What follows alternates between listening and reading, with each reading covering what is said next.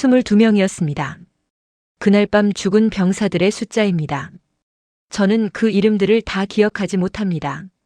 그것이 지금도 가장 부끄럽습니다. 하지만 숫자만은 잊지 못합니다. 22. 새벽 3시 저는 테헤란 외무부 청사. 복도 끝에 서서 남쪽에서 올라온 암호 전문을 손에 쥔 채 그 숫자를 반복해서 읽었습니다. 종이가 손 안에서 떨렸습니다. 창밖에 테헤란의 불빛이 아무것도 모른다는 듯이 평온하게 깜빡이고 있었습니다. 도시는 자고 있었습니다. 하지만 저는 잠들 수가 없었습니다. 96%를 보장한다고 했습니다. 카탈로그에 선명하게 적혀 있었습니다. 그런데 실제 숫자는 달랐습니다. 43%. 10발이 날아오면 6발은 그대로 아군의 머리 위로 떨어진다는 뜻이었습니다. 그날 밤 이후 저의 30년이 무너지기 시작했습니다.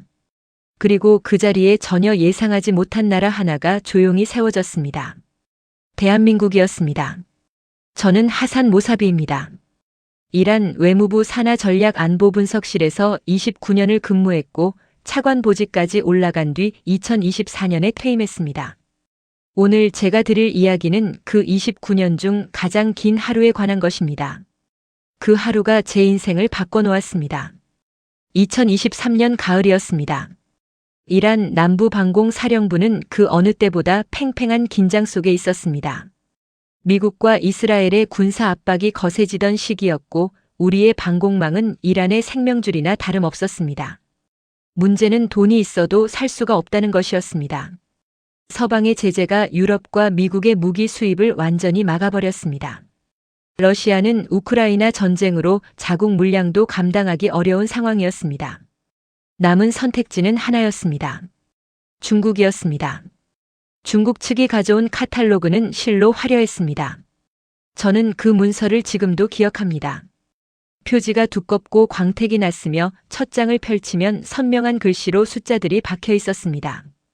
요격률 96%, 동시 추적 가능 표적수 48개, 반응 시간 4초 이내, 가격은 러시아 시스템의 60% 수준. 군부의 고위 장성들은 흡족한 표정이었습니다. 제재 속에서도 이 정도 시스템을 확보했다는 안도감이 회의실을 가득 채웠습니다.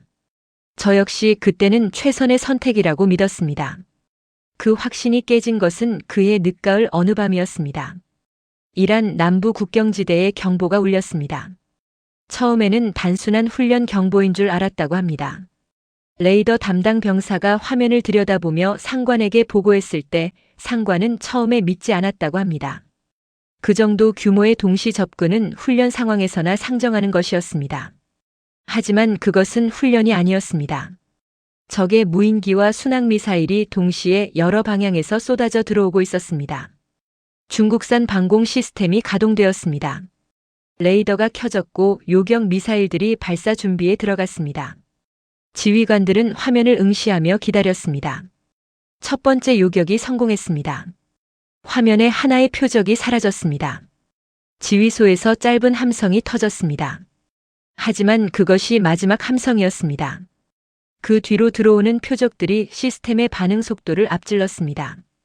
화면에서 빨간 점들이 사라지는 속도보다 새로운 빨간 점들이 나타나는 속도가 훨씬 빨랐습니다. 조작 병사들의 손이 빨라졌습니다. 목소리가 높아졌습니다. 지휘관이 소리쳤습니다. 레이더가 과부하에 걸렸습니다. 그리고 첫 번째 폭발이 들렸습니다. 멀리서 낮고 둔탁한 소리였습니다. 하지만 두 번째는 더 가까웠습니다. 세 번째는 더더욱. 지휘소의 형광등이 흔들렸습니다. 천장에서 먼지가 떨어졌습니다. 누군가가 책상 아래로 몸을 피했습니다. 그날 밤 요격된 표적의 비율은 43%였습니다. 카탈로그에서 96%라고 적혀 있던 그 숫자가 현실에서는 43%였습니다. 남부 방공 거점 3곳이 직격탄을 맞았습니다. 레이더 시설 2곳이 완전히 파괴되었습니다. 경납고 하나가 불길에 휩싸였습니다. 그리고 병사들이 죽었습니다. 22명이었습니다. 부상자는 그 3배가 넘었습니다. 20살도 채 안 된 병사들이었습니다. 어머니에게 편지를 쓰다가 죽은 아이도 있었습니다. 저녁 식사 후 동료와 이야기를 나누다가 그 자리에서 쓰러진 아이도 있었습니다. 그들은 자신이 죽는 줄도 몰랐을 것입니다. 그냥 순식간에 사라진 것입니다. 저는 새벽 4시에 암호 전문을 받았습니다. 손이 떨렸습니다. 두려움 때문이 아니었습니다. 분노 때문이었습니다. 우리가 믿었던 것이 거짓이었다는 그 분노였습니다. 그리고 그 믿음에 동의했던 자신에 대한 분노이기도 했습니다. 테헤란 비상소집령이 내려졌습니다. 동이 트기도 전에 최고위 장성들이 새벽 비행기를 탔습니다. 저도 외무부 대표로 남쪽으로 향했습니다. 비행기 안에서 아무도 말을 하지 않았습니다. 창밖으로 이란의 사막이 어둠 속에 펼쳐져 있었습니다. 그 광활한 땅을 내려다보며 저는 생각했습니다. 우리가 믿은 것은 무엇이었는가? 사령부 회의실에 들어서는 순간 공기가 달랐습니다. 장례식장보다 무거웠습니다. 이란의 가장 강단 있는 군인들이 고개를 숙인 채 앉아 있었습니다. 누구의 눈도 마주치려 하지 않았습니다. 오랫동안 함께 일해온 동료들인데도 그 자리에서는 모두가 낯선 사람들처럼 보였습니다. 작전 참모가 피해 상황을 보고하는 동안 아무도 입을 열지 못했습니다. 파괴된 레이더 시설의 사진이 화면에 떴습니다. 구겨진 철판들, 불에 탄 장비들, 그리고 땅 위에 남은 자국들. 저는 그 사진들을 보면서 숫자를 되새겼습니다. 22. 머릿속에서 그 숫자가 사라지지 않았습니다. 96%라는 숫자를 믿고 결정을 내린 우리 모두가 공범이었습니다. 보고가 끝났을 때 회의실은 침묵이었습니다. 누가 먼저 입을 열어야 할지 아무도 몰랐습니다. 최고위 장성들이 모인 자리에서 첫 마디를 꺼내는 것은 그 자체로 책임을 지겠다는 선언이나 마찬가지였습니다. 그래서 모두가 침묵했습니다. 그때였습니다. 회의실 구석, 등받이도 없는 보조의자에 앉아있던 젊은 남자 하나가 조심스럽게 손을 들었습니다. 이름은 파르하드 카세미. 전략안보분석실 소속 32살의 하급 분석관이었습니다. 제 부서 사람이었습니다. 하지만 솔직히 말하면 저는 그날 전까지 그 청년의 이름을 제대로 기억하지 못했습니다. 분석실에는 수십 명의 젊은 직원들이 있었고 카세미는 그 중 하나였습니다. 조용하고 눈에 띄지 않는 사람이었습니다. 이란 군사 문화에서 하급자가 고위 장성들 앞에서 발언을 요청하는 일은 거의 없습니다. 눈치를 보며 때를 기다리는 것이 불문율입니다. 먼저 나섰다가 틀리면 경력이 끝납니다. 그래서 젊은 직원들은 자기 생각을 속으로 삼키는데 익숙합니다. 그런데 이 젊은이는 손을 들었습니다. 장성들의 시선이 일제히 그에게로 향했습니다. 차갑고 날카로운 시선이었습니다. 하급자를 향한 그 눈빛은 무슨 일이냐, 빨리 말하고 물러나라는 압박이었습니다. 카세미는 목소리를 가다듬었습니다. 손에는 밤새 작성한 듯한 보고서 뭉치가 들려 있었습니다. 종이 모서리가 구겨져 있었고 맨 위 장에는 볼펜으로 밑줄을 그은 숫자들이 빽빽하게 적혀 있었습니다. 보고 드릴 것이 있습니다. 목소리가 약간 떨렸습니다. 하지만 멈추지 않았습니다. 피해 구역을 전부 분석했습니다. 그런데 단 한 곳만 피해가 없었습니다. 회의실이 조금 술렁였습니다. 그 구역은 시험 목적으로 소량 도입한 한국산 탐지 장비와 연동 시스템을 사용하던 곳이었습니다. 같은 시간, 같은 공격이었습니다. 그런데 그 구역만 요격률이 91%를 기록했습니다. 잠깐의 침묵이 흘렀습니다. 그리고 그 침묵을 깬 것은 솔레이마니 장군이었습니다. 이란 혁명수비대에서 40년을 복무한 전설적인 인물이었습니다. 이란과 이라크 전쟁부터 지금까지 그 모든 전장을 지나온 사람이었습니다. 그가 코웃음을 치면 아무도 감히 반박하지 못했습니다. 그것은 단순한 권위가 아니었습니다. 그 사람 자체가 가진 무게였습니다. 장군은 자리에서 일어나지도 않은 채 낮고 서늘한 목소리로 말했습니다. 한국, 미국한테 리모컨으로 조종당하는 나라 아닌가? 그 나라가 만든 장난감을 믿자는 건가? 그 한마디에 회의실 곳곳에서 고개가 끄덕여졌습니다. 저도 마찬가지였습니다. 솔직히 말하겠습니다. 저는 그 순간 카세미보다 장군 편이었습니다. 한국이라는 나라가 첨단 무기를 만든다는 것 자체가 어딘가 어색하게 느껴졌습니다. 한국하면 무엇이 떠오릅니까? 저에게는 텔레비전이었습니다. 반도체였습니다. 젊은이들이 열광하는 대중음악이었습니다. 이란 군부의 위협평가 보고서에 한국이라는 이름이 올라온 적은 없었습니다. 세계 군사 지도에서 한국은 미국의 거대한 그림자 뒤에서 겨우 존재하는 나라였습니다. 카세미의 데이터가 아무리 정확해 보여도 그것은 우연이거나 집계 오류일 것이라고 저는 단정했습니다. 돌이켜보면 그것이 제 인생 최대의 오판이었습니다. 카세미의 보고서는 그 자리에서 묵살되었습니다. 장성들은 중국에 항의하고 시스템을 업그레이드하는 쪽으로 결론을 냈습니다. 추가 예산 12억 달러를 투입해 중국산 장비를 더 들여오기로 했습니다. 카세미는 고개를 숙인 채 회의실을 나갔습니다. 아무도 그를 돌아보지 않았습니다. 회의실 문이 닫히는 소리가 났습니다. 저는 그 문이 닫히는 것을 보면서도 특별히 아무 생각을 하지 않았습니다. 그냥 회의가 끝나는 것이라고 생각했습니다.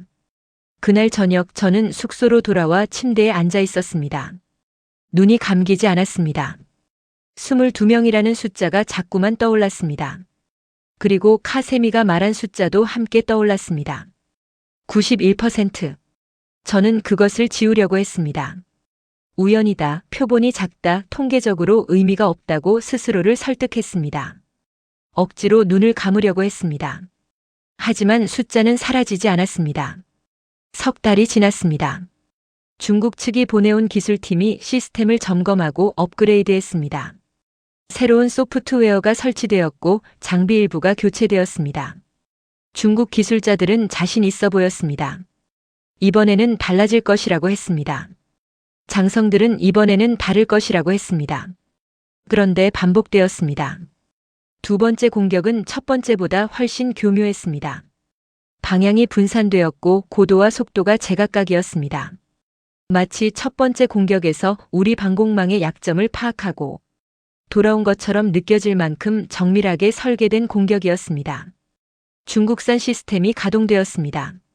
하지만 이번에는 첫 번째보다 더 나빴습니다. 요격률 38%, 43%도 아니었습니다. 더 낮아졌습니다. 12억 달러를 추가로 투입하고 전문 기술자들이 석 달 동안 손을 봤는데 결과는 오히려 나빠졌습니다. 피해 규모는 첫 번째의 2배를 넘었습니다. 병사들이 또 죽었습니다. 시설이 또 파괴되었습니다. 이번에는 민간 지역 근처까지 피해가 번졌습니다. 남부 사령부 지휘소 건물 일부가 무너졌습니다. 그 안에서 일하던 참모 장교 한 명이 무너진 벽에 깔려 현장에서 목숨을 잃었습니다. 군부는 또다시 패닉에 빠졌습니다. 그런데 이번에는 아무도 중국을 변호하는 말을 하지 않았습니다. 중국 기술자들에게 항의해야 한다고도 하지 않았습니다. 2번이었습니다. 이제 더 이상 카탈로그 수치의 문제라거나 운용 미숙의 문제라고 말할 수 없었습니다. 솔레이마니 장군조차 이번에는 입을 다물었습니다. 그리고 이번에도 한국산 장비를 쓰던 구역만 멀쩡했습니다. 요격률 98%. 같은 하늘 아래였습니다. 같은 공격이었습니다. 그런데 한쪽 구역은 무너졌고 한쪽 구역은 버텼습니다. 시험 목적으로 소량 도입한 한국산 연동 시스템이 깔려있는 그 구역만 2번 모두 살아남았습니다. 2번이었습니다. 통계에서 2번은 우연이 아닙니다. 통계를 다루는 사람이라면 누구나 압니다. 저는 29년간 데이터를 분석해온 사람입니다. 2번 연속으로 같은 방향을 가리키는 숫자를 우연이라고 부르는 것은 전문가로서의 양심을 저버리는 일이었습니다. 그 다음 날 군부 내에서 조용히 카세미의 이름이 다시 오르내리기 시작했습니다. 복도에서 식당에서 차 한 잔을 마시는 자리에서 사람들이 낮은 목소리로 말했습니다. 카세미 말이 맞지 않았나? 그때 들었어야 했는데. 그 사람 지금 어디 있는 거야? 석 달 전 묵살당했던 보고서를 다시 꺼내 읽는 사람들이 생겨났습니다. 아무도 공개적으로 말하지는 않았습니다. 하지만 분위기는 달라졌습니다. 두 번째 비상회의가 열렸을 때 카세미는 다시 보조의자에 앉아 있었습니다. 그런데 이번에는 달랐습니다. 참모 총장이 자리에 앉으면서 이름을 불렀습니다. 파르하드 카세미 분석관. 회의실이 조용해졌습니다. 자네의 분석을 처음부터 들어보겠다. 카세미가 단상에 서는 순간 저는 그의 얼굴을 자세히 바라보았습니다. 밤새 잠을 자지 못한 게 분명했습니다. 눈이 충혈되어 있었고 양복은 구겨져 있었습니다. 석 달 전 회의실을 고개 숙이고 나갔던 그 청년이었습니다. 그런데 이번에는 달랐습니다. 그의 눈빛은 살아있었습니다. 두 번의 침묵을 버텨낸 사람의 눈빛이었습니다. 자료를 펼치는 손이 살짝 떨렸습니다. 저는 그 순간을 잊지 못합니다. 카세미가 첫 마디를 꺼냈습니다. 지금부터 보여드릴 자료는 제 의견이 아닙니다.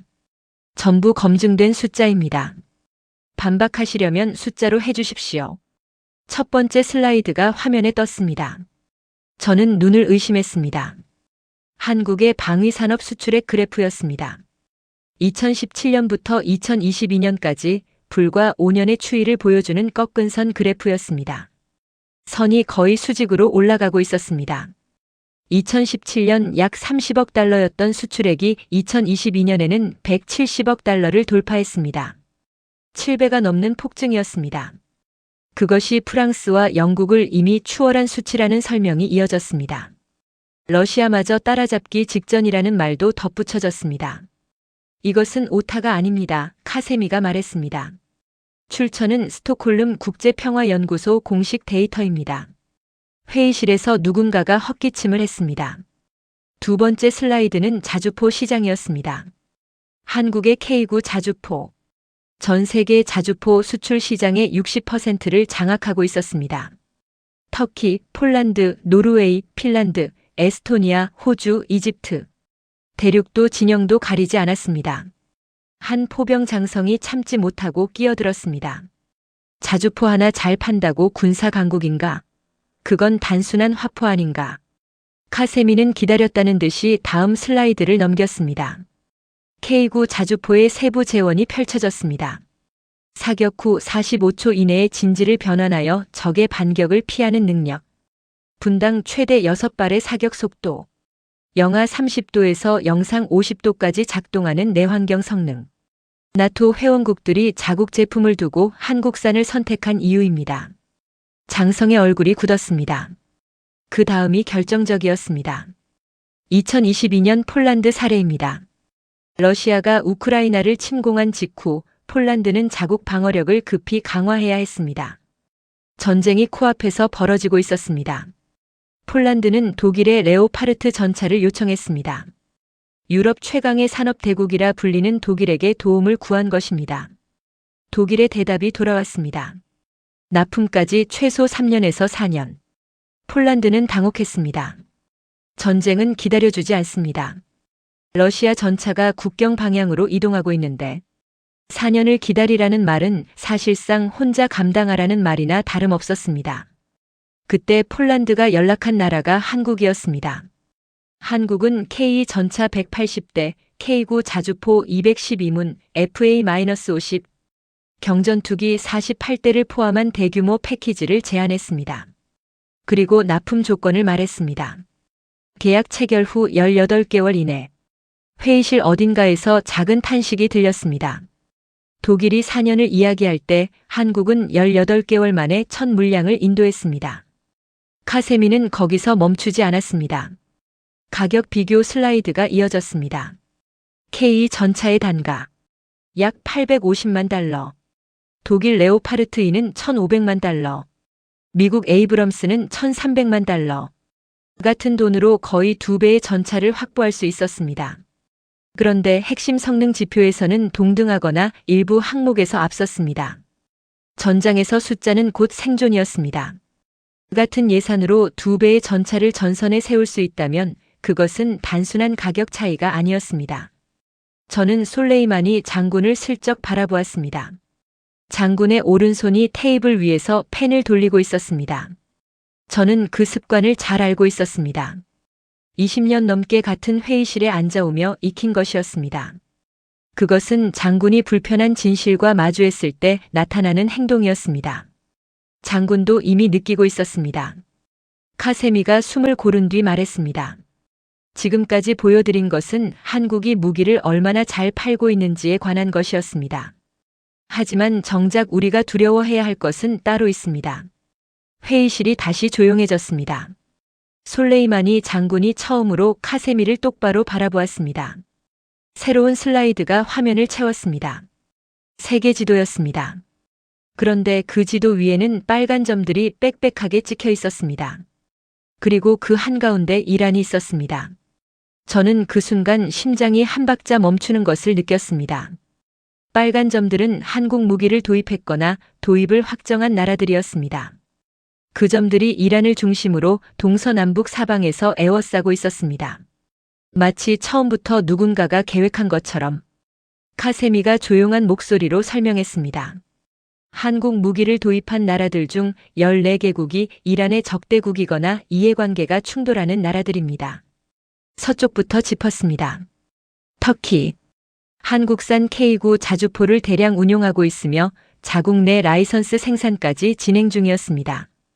터키는 이란과 끊임없이 충돌해온 나라였습니다. 이라크. 한국산 훈련기와 경공격기를 도입했습니다. 이란과 국경을 맞댄 가장 민감한 전선이었습니다. 남쪽이 더 심각했습니다. 사우디아라비아. 이란의 숙적 중의 숙적. 한국산 탄약과 화포 시스템을 대량 도입했고 한국의 방산 기술을 이전받아 합작 공장을 짓는 단계까지 나아가고 있었습니다. 아랍에미리트. 페르시아만 건너편에서 이란을 마주보고 있는 나라. 역시 한국 무기 체계로 무장해 가고 있었습니다. 동쪽. 인도.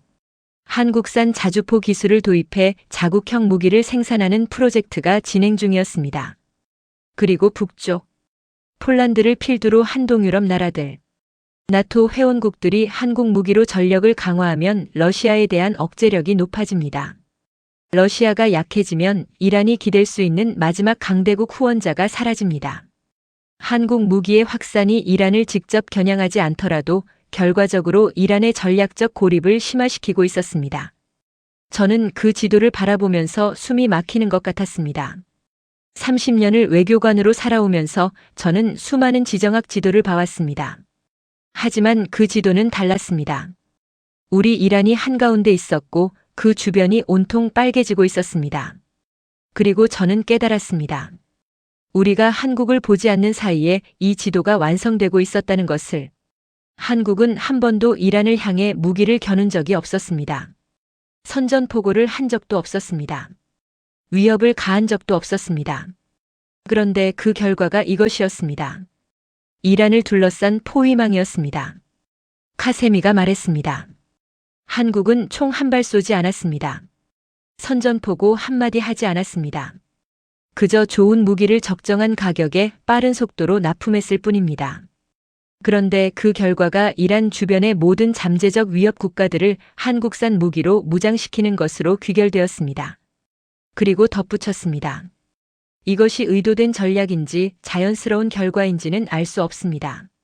하지만 효과는 어떤 군사작전보다도 치명적입니다. 회의실에 무거운 정적이 흘렀습니다. 솔레이마니 장군이 낮고 진지한 어조로 처음 질문을 던졌습니다. 그렇다면 우리가 한국 무기를 도입하는 것은 가능한가? 카세미는 고개를 저었습니다. 불가능합니다. 한국은 유엔 안보리 결의에 따른 대이란 무기 금수 조치를 철저히 준수하고 있습니다. 미국과의 동맹 관계상 이란에 무기를 파는 것은 상상할 수도 없는 일입니다. 장군의 얼굴에 씁쓸한 그림자가 내려앉았습니다. 한국 무기는 이란의 적들에게는 활짝 열려 있었습니다. 하지만 이란 자신에게는 철저히 닫혀 있었습니다. 카세미는 멈추지 않았습니다. 이것이 끝이 아닙니다. 진짜 무서운 이야기는 아직 시작도 하지 않았습니다. 장성들의 얼굴에서 여유가 완전히 사라졌습니다. 처음에 카세미를 무시하던 사람들이 이제 메모를 하기 시작했습니다. 펜을 잡는 손들이 늘어났습니다.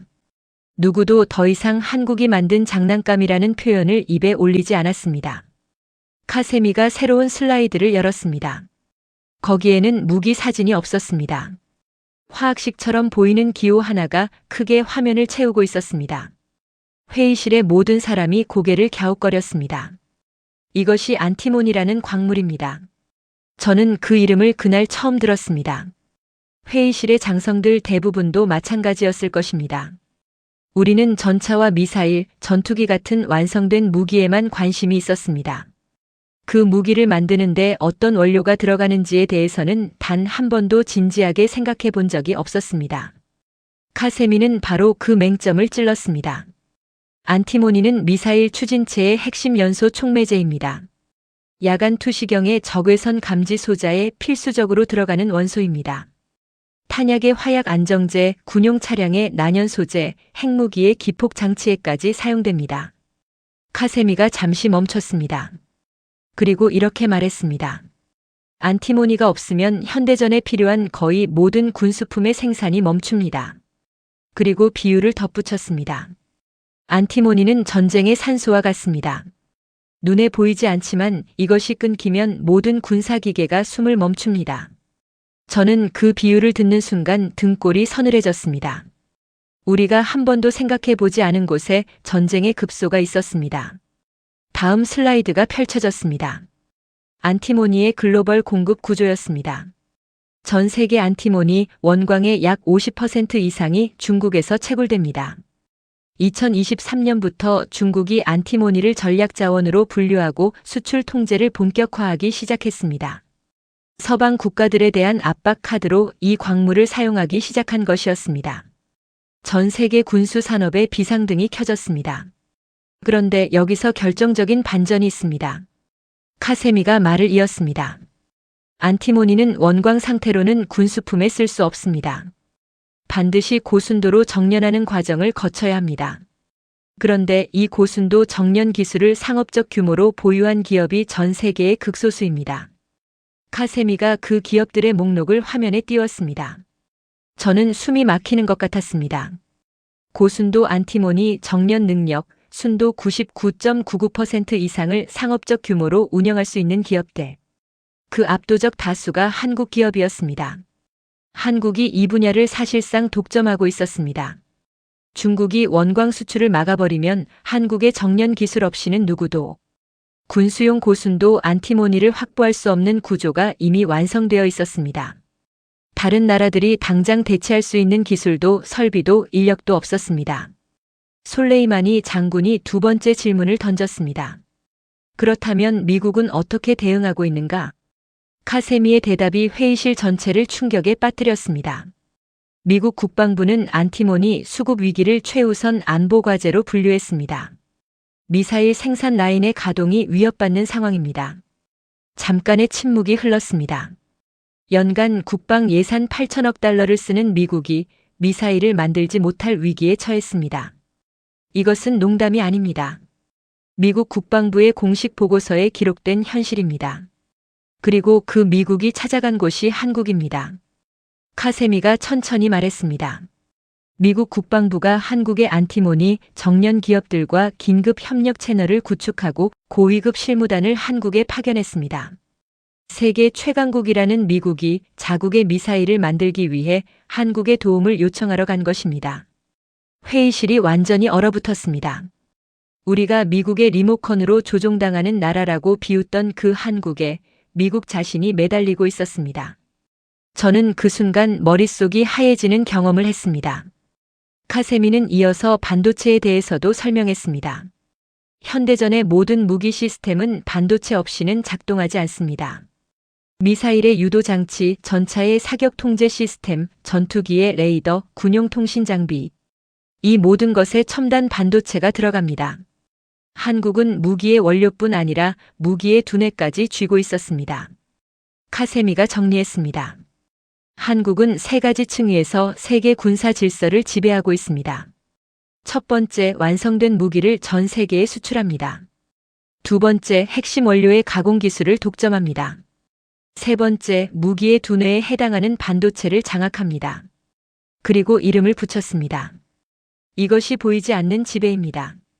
카세미가 마지막 슬라이드를 띄웠습니다. 21세기의 진짜 군사 강국은 가장 큰 폭탄을 가진 나라가 아닙니다. 전쟁의 인프라를 지배하는 나라입니다. 브리핑이 끝났습니다.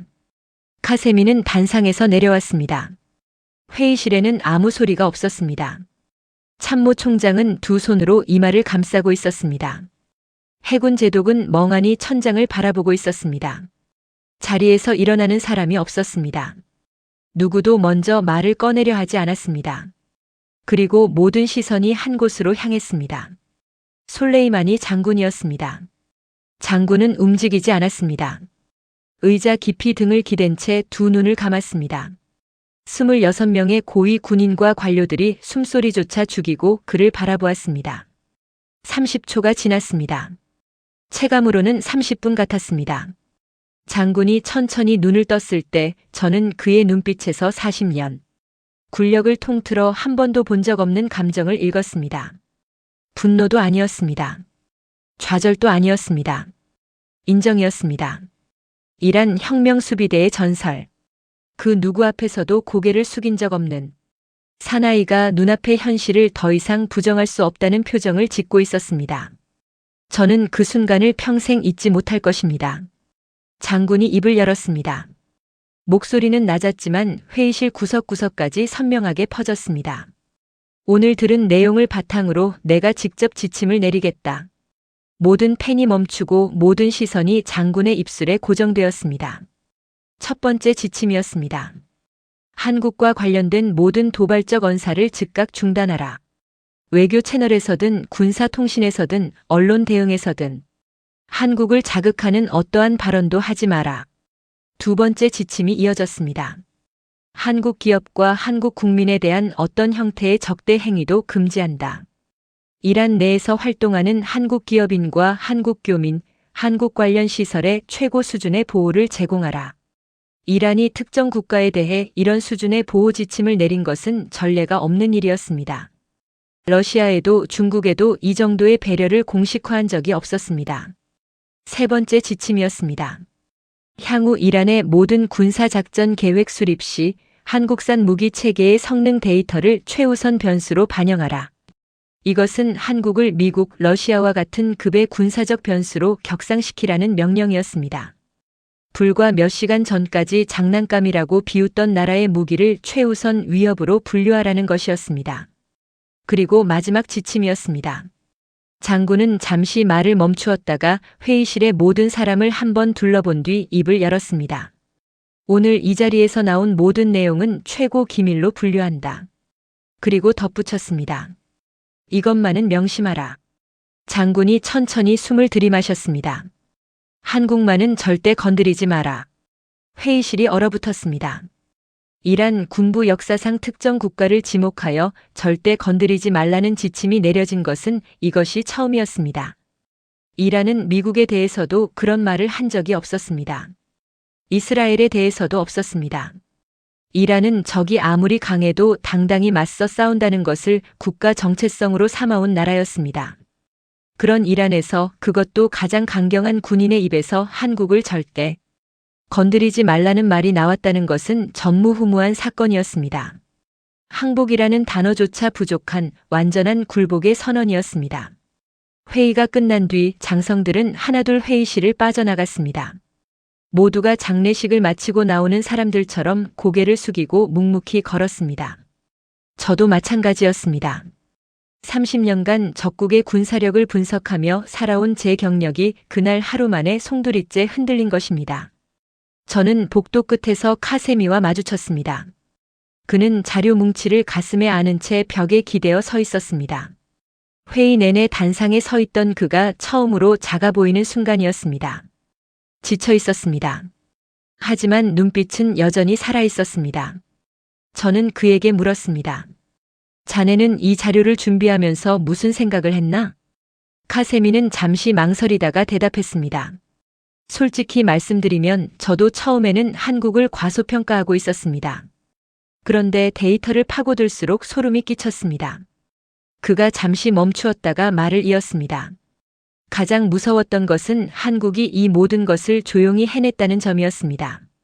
미국은 항공모함을 보내며 힘을 과시하고 중국은 1대1로를 선전하며 영향력을 자랑하고 러시아는 핵무기를 들먹이며 위협합니다. 하지만 한국은 아무 소리도 내지 않았습니다. 그저 묵묵히 최고의 무기를 만들고 핵심 공급망을 장악하고 세계의 군사 인프라에 뿌리를 내렸습니다. 아무도 눈치채지 못하는 사이에 모든 것을 완성해 놓은 것입니다. 카세미는 복도 창밖을 바라보았습니다. 멀리 사막이 보였습니다. 정작 가장 무서운 나라는 소리 없이 세계의 숨통을 쥐고 있는 나라였습니다. 저는 그와 헤어진 뒤 숙소로 돌아왔습니다. 침대에 누웠지만 눈이 감기지 않았습니다. 카세미의 데이터가 솔레이마니 장군의 목소리가 그리고 그 전대미문의 한마디가 계속 맴돌았습니다. 한국만은 절대 건드리지 마라. 저는 천장을 바라보며 스스로에게 물었습니다.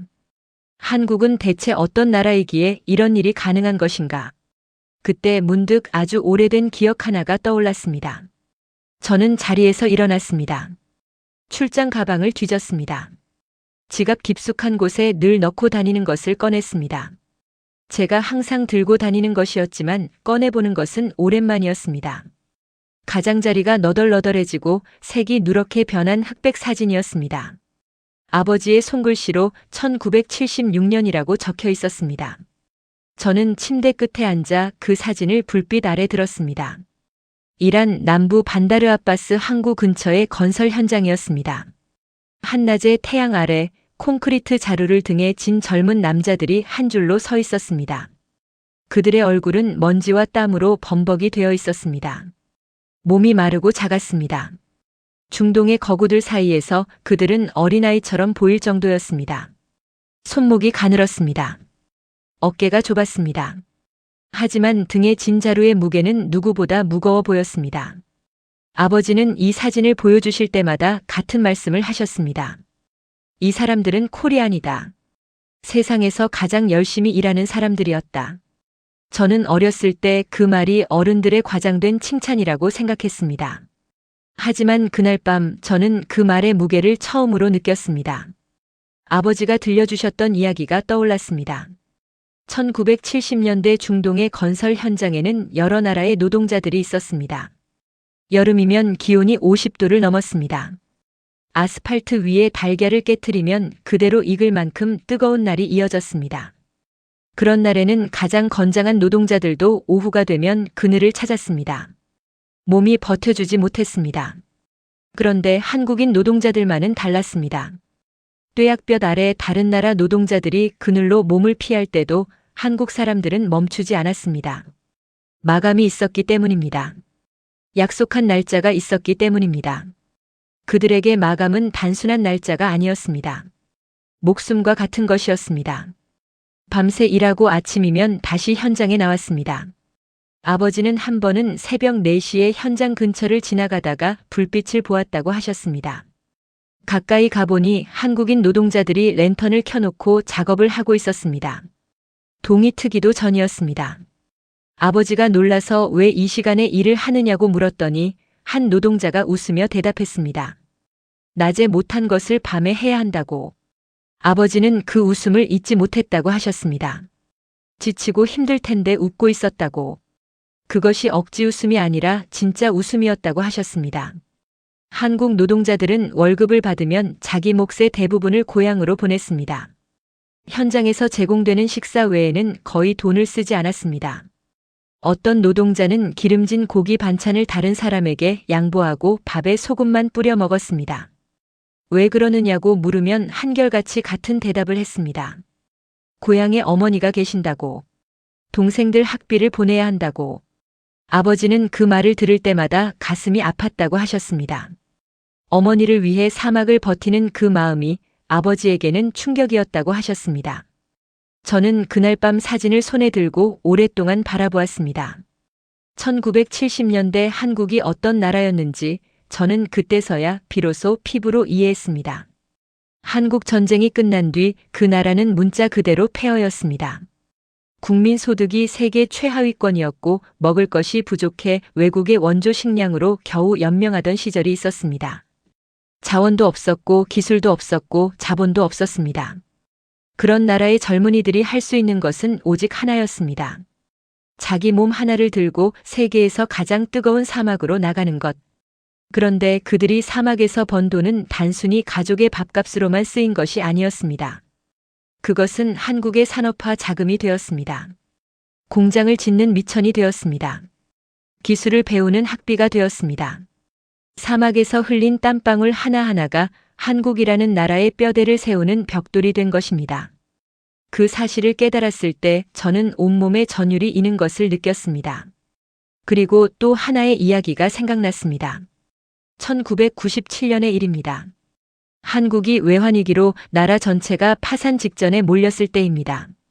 국제통화기금이 구제금융을 제공하면서 사실상 경제 주권이 넘어간 상황이었습니다. 대부분의 나라였다면 그대로 무너져 수십 년을 헤맸을 것입니다. 그런데 한국에서는 상상할 수 없는 일이 벌어졌습니다. 국민들이 자발적으로 집에 있는 금을 모아 나라에 바치기 시작했습니다.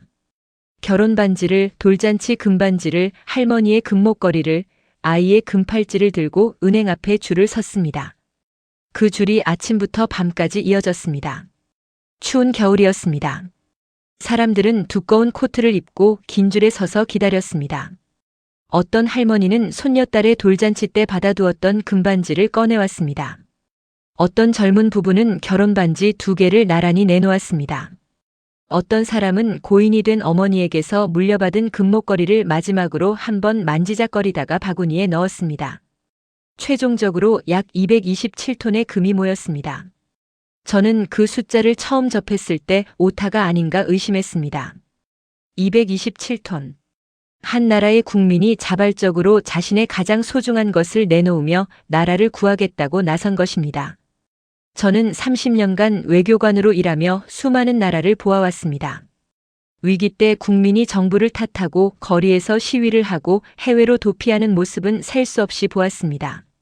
하지만 국민이 자기 재산을 자발적으로 내놓으며 나라를 살리겠다고 한 경우는 한국 외에는 단 한 번도 본 적이 없습니다. 도대체 어떤 나라에서 이런 일이 가능한 것입니까? 저는 그 답을 사막의 그 사진 속에서 찾았습니다. 사막에서 밤새 시멘트를 날랐던 그 노동자들과 금반지를 벗어 나라에 바쳤던 그 국민들은 같은 뿌리에서 나온 사람들이었습니다. 아무것도 없는 상태에서 오직 맨손과 의지만으로 살아남아야 했던 사람들. 포기라는 단어를 사전에서 지워버린 사람들. 자기 한 사람의 편안함보다 가족과 나라의 미래를 먼저 생각하는 사람들이었습니다. 그것이 한국의 진짜 무기였습니다. 미사일보다 전차보다 안티모니보다 더 강력한 무기였습니다. 독일이 전차 하나를 납품하는데 4년을 끌 때 한국이 18개월 만에 해낼 수 있었던 것은 기술만의 문제가 아니었습니다. 마감을 목숨처럼 지키던 그 사막 노동자들의 피가 여전히 흐르고 있었기 때문입니다. 남들이 불가능하다고 말하는 것을 가능하게 만드는 힘. 그것은 연구소에서 나오는 것이 아니라 세대를 관통하는 절박함에서 나오는 것이었습니다. 저는 침대 위에서 그 낡은 사진을 가슴에 얹었습니다. 사진 속에서 카메라를 바라보는 한국 청년의 눈동자에는 지치지 않는 빛이 있었습니다. 50도의 사막에서 밤을 새워가며 콘크리트 자루를 지면서도 꺼지지 않는 눈빛이었습니다. 그 눈빛이 반세기가 지난 지금 전 세계가 줄을 서서 무기를 사가는 나라를 만들었습니다. 오늘 2026년 현재 한국은 세계 5위권의 방위산업 강국이 되었습니다. 20개국 이상이 한국 무기를 운용하거나 도입을 확정했습니다. 핵심 군수 원료의 공급망을 장악했습니다. 초강대국 미국조차 한국 없이는 미사일을 만들기 어려운 상황에 이르렀습니다. 이것은 하늘에서 뚝 떨어진 것이 아닙니다. 50도의 사막에서 밤새 시멘트를 날랐던 젊은이들의 땀방울이, 금반지를 벗어 나라에 바쳤던 어머니들의 눈물이 아무것도 없는 잿더미에서 이를 악물고 일어선 할아버지들의 주먹이 만들어낸 것입니다. 반세기에 걸친 위대한 유산입니다. 저는 이 이야기를 마무리하며 적국의 관료로서 해서는 안 될 말을 하나 하겠습니다. 저는 대한민국이라는 나라에 깊은 경외심을 느낍니다. 평생 무시하며 살아온 나라에 대해 이런 감정을 고백하는 것이 얼마나 이례적인 일인지 저 자신이 가장 잘 알고 있습니다. 하지만 진실 앞에서 자존심을 세우는 것은 어리석은 일입니다. 한국은 강대국의 기준을 바꿔버린 나라입니다. 힘을 과시하지 않으면서 세계의 질서를 조용히 장악한 나라입니다. 그리고 그 시작은 거창한 선언이 아니었습니다. 사막의 모래바람 속에서 묵묵히 땀을 흘리던 무명의 노동자들이었습니다. 저는 지금도 그 사진을 책상 위에 두고 있습니다. 그리고 볼 때마다 스스로에게 묻습니다. 하산, 너는 저 사람들만큼 간절하게 산 적이 있는가? 아직까지 그 질문에 자신 있게 대답하지 못하고 있습니다. 이것이 이란 외무부 전략안보분석실 전 차관보 하산 모사비가 여러분께 드리는 이야기의 전부입니다. 감사합니다. 사막의 땀방울이 세계를 바꾼 이 이야기, 가슴이 뜨거워지셨다면 지금 구독 버튼 한번 눌러주세요. 대한민국의 숨겨진 저력을 담은 이야기는 다음에도 계속됩니다. 감동 거북선이 여러분 곁에 있겠습니다.